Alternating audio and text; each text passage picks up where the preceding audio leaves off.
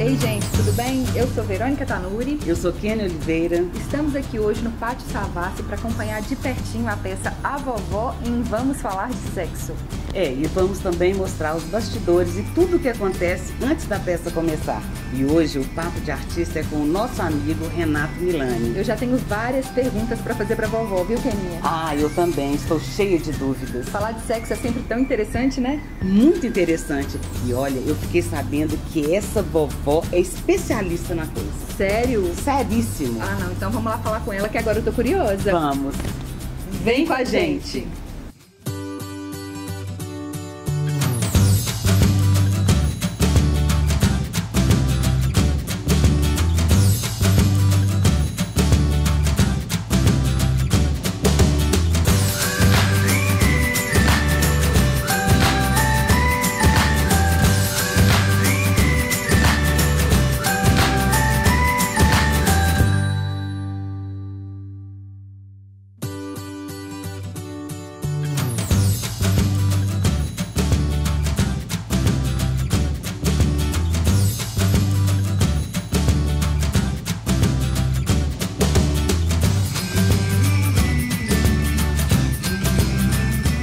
Hoje o nosso Papo de Artista é com o nosso amigo Renato Milani. Renatinho, muito obrigada por você ter aceitado o nosso convite, viu? Claro. Renatinho, conta pra gente como que surgiu essa ideia de montar o espetáculo A Vovó em Vamos Falar de Sexo. Bom, primeiro porque sexo é um assunto que me interessa pra todo mundo, né? Você tá vivo, você já tá pensando em sexo. Antes de morrer, essa é a última coisa que você pensa em sexo. Então, já começa por aí. Eu vinha do Deu Pala, né? Que era o meu grupo de teatro. Eu fiquei 22 anos dentro do Deu Pala. E dentro do grupo, a gente sempre era assim, por mais que você aprenda, eu aprendi a dirigir, aprendi a escrever, aprendi muito a desenvolver meu trabalho de ator dentro do grupo, pela experiência que o grupo dá. Mas o grupo também tem uma outra coisa, o grupo é muito ciumento, a gente tem muito ciumento um com o outro. Quando o grupo separou, eu pensei, tá na hora de eu criar alguma coisa minha, né? E como eu sempre gostei muito de sexo, pensei na vovó. Me inspirei naquela Suyu Hansen, não sei se vocês conhecem. Não. Ela é uma mulher que ela tem um talk show e ela fala sobre sexo no talk show e é uma senhora. Eu conheço. Bacanésima ela, né? Bacanésima. Pensei nela, mas pensei assim, eu não posso fazer só uma vovó, uma mulher falando de sexo. Aí eu acrescentei o vovô. E assim, você acha que ainda é tabu falar de sexo ou os tempos mudaram? Sexo é revolução. Então, sempre, em qualquer período da história, por mais avançados que nós estivermos, o sexo sempre vai ser revolução. Quem domina o sexo, domina o mundo. Não é a mão que balança o berço, não, infelizmente, para as mulheres. É a mão que consegue manipular bem o sexo, é que domina o mundo. Porque sexo é domínio. Uma pessoa que é bem resolvida sexualmente, e eu até acredito que eu seja, você chega, você é mais empático, você é mais dono de si mesmo, porque você domina uma questão que é muito forte dentro do seu corpo, que você descobre aos poucos, que te traz problemas quando você descobre, que é proibido a manipulação em público, que está sempre mais escondido, que é meio vergonhoso de se falar. Então, quem domina tudo isso, eu acho que tem uma grande chance de dominar o mundo. E, claro, também sofre quando você está num estado repressor, né? E na atualidade, hoje, a gente fala muito sobre sexo, sobre sexualidade, sobre orientação sexual. Qual a importância de discutir isso hoje em dia? Bom, eu acho que a questão é que as pessoas, a gente precisa entender que o sexo ele é muito amplo, ele é muito diverso. E a gente mesmo tem várias maneiras de gostar de sexo, né? De nos comportarmos diante do sexo. E quando esse sexo, na verdade, por uma questão social, patriarcal, de definição de como a família deve ser e seguir, ela estipulou que o sexo só pode ser feito quando é para um homem e para uma mulher. Então, qualquer coisa que fuja disso fica extremamente complicado. Hoje em dia, há um tempo, a gente acreditou que a gente fosse, depois da Revolução de 1970, de 1960, na verdade, a emancipação da mulher, depois, na década de 90, 2000, com o direito da comunidade LGBT, que foi só crescendo, a gente acreditou que várias coisas a gente já tivesse superado. Mas não, a coisa retrocedeu. Então, hoje, no Brasil atual, mais do que importante é a gente falar sobre sexo, falar sobre sexualidade, justamente como libertação. O sexo como liberdade, como... Entendeu? Porque o sexo, ele não está só no ato sexual. O sexo, ele vai muito além disso. Ele nos leva para uma questão ideológica, para a questão daquilo que nós pretendemos na nossa sociedade, de como a nossa sociedade vai caminhar. Eu acho que tem tudo a ver isso. Hoje em dia tem se falado muito da ideologia de gênero, né? Qual a sua opinião em relação a isso? Justamente porque não se encara a coisa como natural. Porque a gente não devia estar discutindo ideologia de gênero. Ideologia já deixa a coisa antinatural. Na verdade, as pessoas deveriam exercer a orientação sexual que elas têm livremente, sem problema. Porque se a gente for pensar, a não ser por essa questão em que quando coloca a ideologia de gênero ali, é justamente como uma maneira repressora para poder dizer assim, olha, como ele é diferente, como ela é diferente. Se a gente encarasse que o sexo em si, ou sua orientação, não interfere nas questões do Estado, não interfere na questão da religião, não interfere em nenhum outro aspecto da vida de ninguém, porque o que eu faço com o meu corpo é uma questão minha, é uma resolução minha, então a gente não estaria discutindo isso. Mas a gente precisa discutir justamente porque, infelizmente, a gente associou uma questão pessoal a todas as outras questões de organização social. E como que a plateia recebe isso? Uma vovó falando de sexo. Como que é a troca? É engraçado, sabe, Verônica? No começo, o povo olha pra mim e faz assim, esse é um homem. É um homem que tá fazendo... Nos 2 primeiros minutos. Aí, daí a pouco, o povo já esquece que eu sou um homem. E eu acho que recebe muito bem.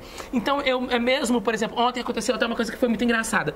Porque tinha um casalzinho, estava sentado aqui na plateia, e eu perguntei assim, o que você é dele? Ela falou assim, irmã.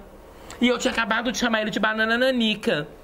Aí eu virei pra ele e falei, na próxima briga, ela vai jogar isso na sua cara. Então as pessoas, elas aceitam isso naturalmente, porque eu deixo que o espetáculo fique naturalmente, que o sexo possa ser falado naturalmente. O Amaury me ajudou muito nisso. A Amaury Reis me ajudou muito. Eu amo a Amaury de paixão por isso. O que o teatro traz pra você de alegria? Imensas, imensas. Eu acho que minha vida não tem sentido se não for no palco. Só não vou morrer no palco para não dar trabalho para bilheteira. Mas a minha vida não tem sentido fora daqui.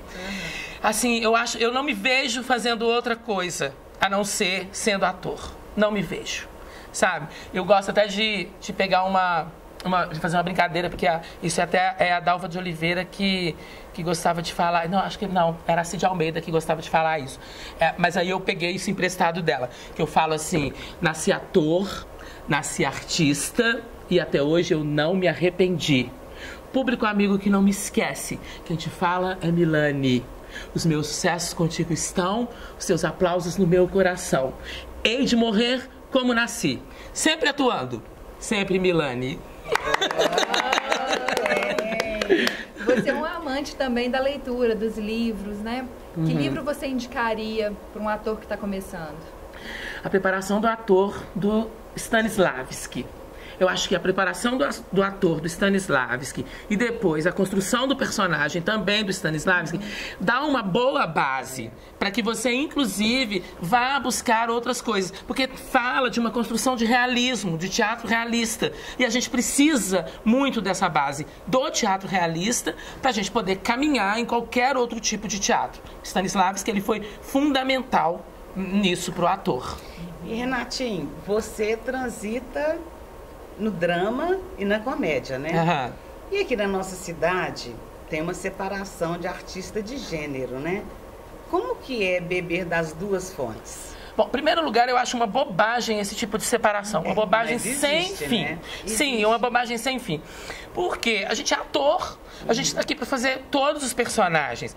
Se você vai fazer um bom personagem ou não, para você fazer uma boa comédia, você precisa estudar. Você precisa compor. A vovó, por exemplo, eu não fiz a vovó de uma hora para outra. Eu demorei 2 anos pesquisando a vovó. Inclusive a parte de texto. Eu estudei toda a literatura erótica para poder fazer uma comédia. Então, assim, é a mesma coisa. Com o drama, é do mesmo jeito. Você precisa estudar um drama para você fazer bem.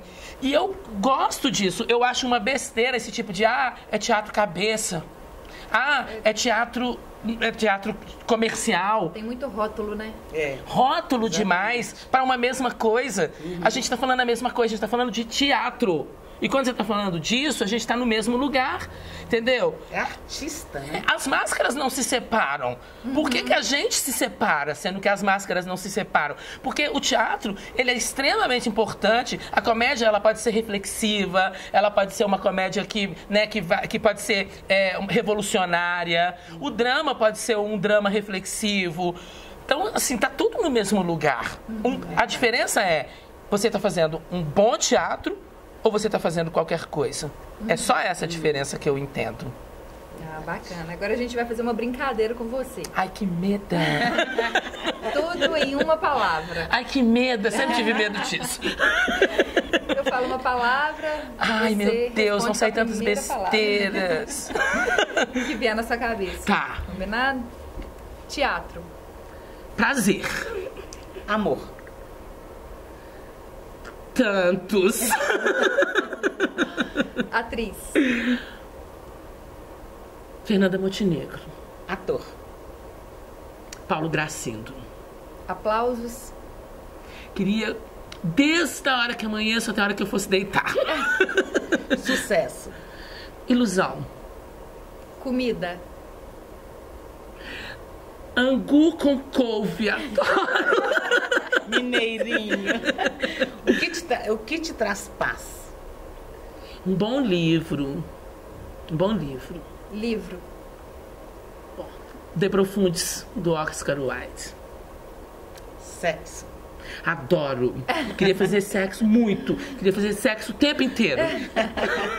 Não o tempo inteiro, porque não dá tempo.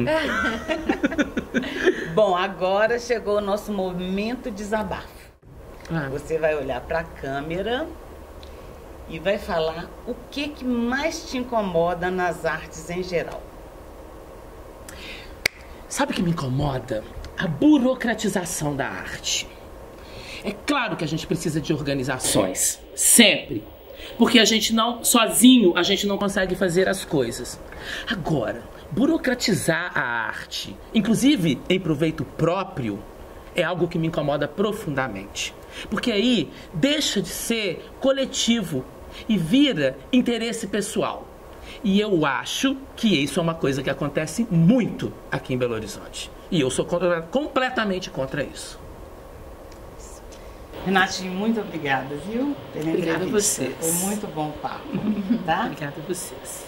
E vocês, olha, dê um like e inscreva no nosso canal. Segue a gente nas redes sociais, tudo é cultura. Um beijo, gente, até o próximo programa.